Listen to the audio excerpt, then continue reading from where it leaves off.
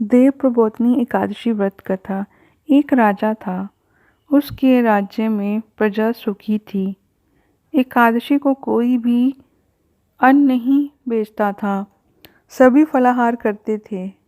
एक बार भगवान ने राजा की परीक्षा लेनी चाहिए। भगवान ने एक सुंदरी का रूप धारण किया तथा सड़क पर बैठ गए। तभी राजा उधर से निकला और सुंदरी को देखकर चकित रह गया। उसने पूछा, हे सुंदरी, तुम कौन हो और इस तरह यहाँ क्यों बैठी हो? तब सुंदर स्त्री बने भगवान बोले, मैं निराश्रिता हूँ।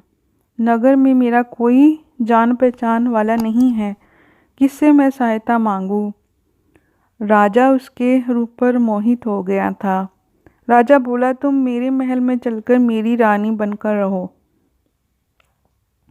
सुंदरी बोली, मैं तुम्हारी बात मानूंगी, पर तुम्हें राज्य का अधिकार मुझे सौंपना होगा। राज्य पर मेरा पूर्ण अधिकार होगा। मैं जो भी बनाऊंगी तुम्हें खाना होगा। राजा उसके रूप पर मोहित था, अतः उसकी सभी शर्तें स्वीकार कर ली। अगले दिन एकादशी थी। रानी ने हुक्म दिया कि बाजारों में अन्य दिनों की तरह अन्न बेचा जाए। उसने घर में मांस, मछली आदि पकवान तथा मंगवाए और परोसकर राजा से खाने के लिए कहा।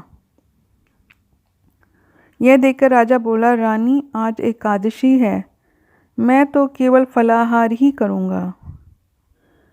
तब रानी ने शर्त की याद दिलाई और बोली, या तो खाना खाओ, नहीं तो मैं बड़े राजकुमार का सिर काट दूंगी। राजा ने अपनी स्थिति बड़ी रानी से कही तो रानी बड़ी बोली, महाराज, धर्म न छोड़ें, बड़े राजकुमार का सिर दे दें। पुत्र तो फिर मिल जाएगा, पर धर्म नहीं मिलेगा। इसी दौरान बड़ा राजकुमार खिलकर आ गया। माँ की आंखों में आंसू देखकर वह रोने का कारण पूछने लगा। माँ ने उसे सारी घटना, सारी स्थिति बता दी। तब वह बोला, मैं सिर देने के लिए तैयार हूँ। पिताजी के धर्म की रक्षा होगी, जरूर होगी।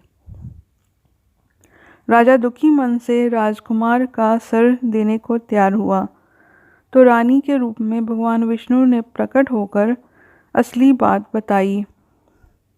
राजन, तुम इस कठिन परीक्षा में पास हुए हो। भगवान ने प्रसन्न मन से राजा से वर मांगने को कहा तो राजा बोला, आपका दिया सब कुछ है, हमारा उद्धार करें।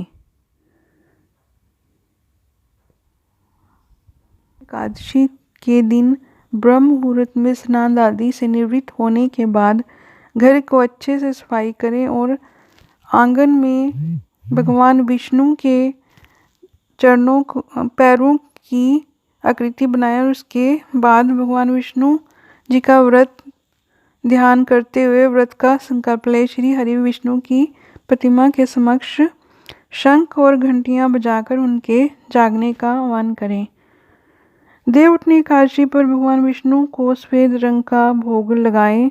इस दिन खीर या सफेद रंग की कोई भी मिठाई का भोग लगाने से श्री हरि विष्णु प्रसन्न होते हैं। तो ये है देव प्रबोधिनी एकादशी की महत्व, पूजा विधि और कथा। प्लीज़ आप मेरे चैनल को लाइक, शेयर, सब्सक्राइब कीजिए। Thank you.